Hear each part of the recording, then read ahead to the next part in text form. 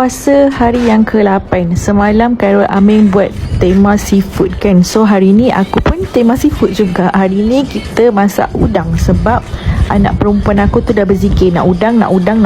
So bapak dia pergi pasar pagi-pagi buta belikan udang untuk anak dara dia sebab anak dara dia love sangat makan udang. Tapi aku tak tahu nak masak apa yang mesra kanak-kanak. So kita masak je lah macam ni. Tak tahulah masak apa ni. Masak campak-campak. Aku campak sos tiram, sos cili, sos tomato.